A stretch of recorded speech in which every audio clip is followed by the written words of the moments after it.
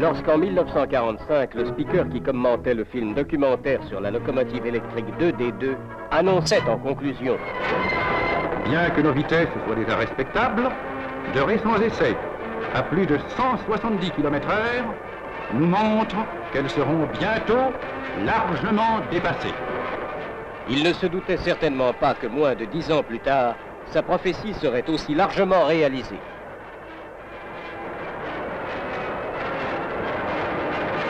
En effet, en février 1954, la locomotive CC 7121, remorquant un train de 3 voitures, bat le record du monde de vitesse sur voie ferrée. Or donc, ce jour-là, vendredi 19 février 1954, à midi, en gare de Dijon, le train d'essai vient prendre place à quai. Il s'agit aujourd'hui de franchir le seuil des 200 km à l'heure dont on s'était rapproché les 2 jours précédents. Ce n'est pas à l'aveuglette et sans contrôle qu'on s'était lancé dans pareille entreprise. Des appareils Mosin à quartz piezoélectrique montés sur les essieux moteurs permettent de mesurer les efforts latéraux exercés dans la voie. On enregistre par ailleurs les caractéristiques de fonctionnement des moteurs. Pour toutes ces mesures, des câbles relient la locomotive à la première voiture. Un miroir rétroviseur permettra d'observer et de filmer en marche le mouvement du pantographe sur la caténaire. Installés dans un compartiment de la première voiture, les appareils enregistreurs donneront en chaque point du parcours d'abord l'intensité totale en ampères du courant capté, puis la tension en volts de la caténaire au contact du pantographe et enfin la puissance en kilowatts absorbée au même poids par la machine. Celle-ci atteindra au maximum 5000 kW sous une tension un peu supérieure à 1700 volts.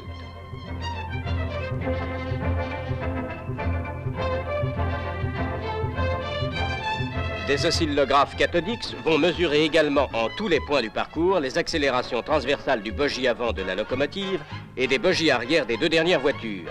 Et simultanément, les efforts exercés latéralement dans la voie par les premiers et 3e essieux de la locomotive qui sont les plus nocifs. Les courbes représentatives sont enregistrées sur une bande de papier photographique se déroulant mécaniquement et impressionnées par les spots lumineux des oscillographes.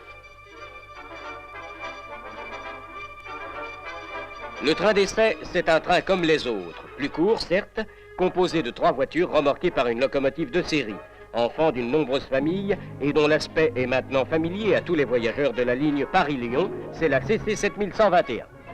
Celle-ci, comme ses sœurs, remorquait il y a quelques jours des trains rapides, express ou même de marchandises. Des ingénieurs en chef et des techniciens viennent d'arriver de Paris. Parmi eux, on remarque un vieil ami fanatique du chemin de fer qu'on a invité bien cordialement. Les hauts fonctionnaires de la direction matériel et traction et de celle des installations fixes de la SNCF sont présents. On discute et on suppute les performances possibles.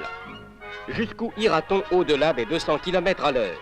Les calculs ont donné une marge de quelques dizaines de kilomètres, on est un peu ému. Mais l'heure du départ approche. Sans être idéal, le temps n'est pas maussade et le vent est nul. En voiture pour le record du monde. Signal de départ comme pour un train ordinaire. Ça y est, les dés sont jetés. On est parti.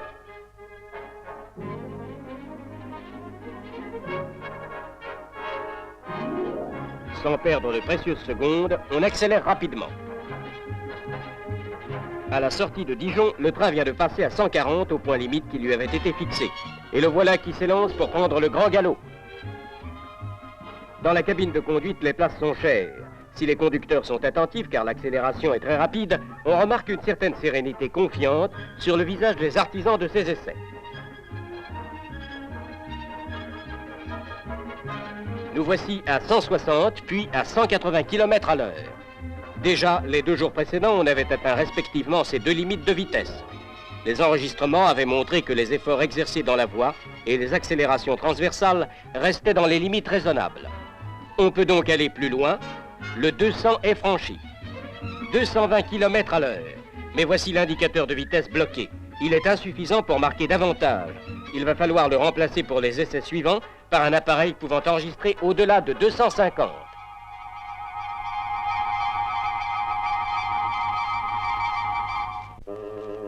Deux jours plus tard, le dimanche 21, nouvel essai dans les mêmes conditions. La preuve a été faite qu'on peut dépasser le 220. On ira plus vite encore si possible.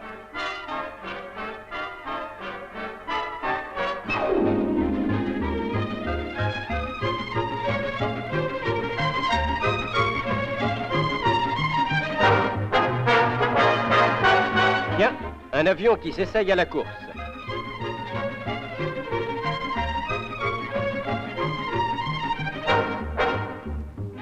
On atteint de nouveau le 200 à l'heure et notre concurrent aérien a bien du mal à tenir la vitesse. Des voyageurs cobayes sont dans les couloirs des voitures et ne paraissent pas s'en trouver mal. D'autres, confortablement assis, ne sont pas du tout impressionnés par le défilement de plus en plus rapide des paysages traversés. La vitesse atteint le 230. À l'arrière du train, le paysage qui défile sous les pieds donne une impression saisissante de vitesse. Et pourtant, la voie bien dressée et parfaitement nivelée est une voie banale comme celle que parcourent tous les jours de nombreux rapides. Rails de 18 mètres de 50 kg sur selle métallique, posés sur traverses en bois avec attache normale. Ce n'est même pas le dernier cri de la technique française. Et cette voie, elle est telle qu'elle se présente à la sortie d'un hiver qui a été rude, sans un coup de pince ni une pelletée de soufflage.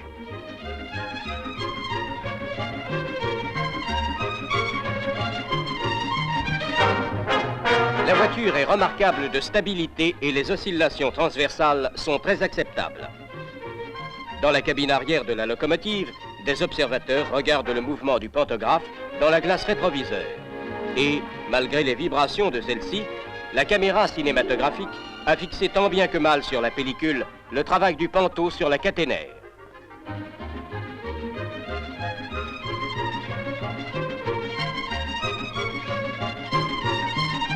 Plus vite, toujours plus vite. Le 240 à l'heure est franchi et tout va bien à bord. Des chronométreurs contrôlent la vitesse avec application. Tous les records précédents réalisés par des engins spécialement conçus, 202 km à l'heure en locomotive vapeur et 210 en traction électrique, sont pulvérisés.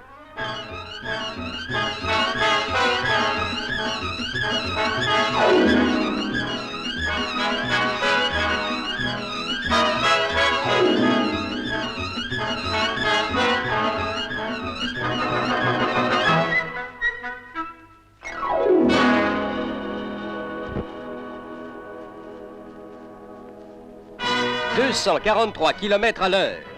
Non seulement les chronométrages, mais l'appareil flamand a enregistré fidèlement et authentiquement les vitesses réalisées.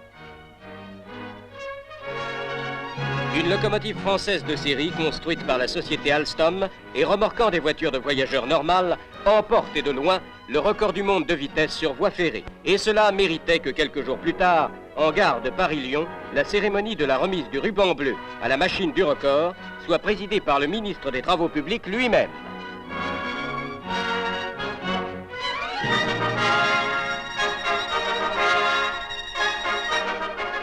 Les voyageurs, dorénavant, pourront plus tranquilles encore que par le passé se confier avec sérénité au train confortable et régulier qui, sans cesse, nuit et jour, remorqués par les sœurs et les cousines de la CC 7121, franchissent allègrement à 140 à l'heure les 512 km qui relient Paris à Lyon.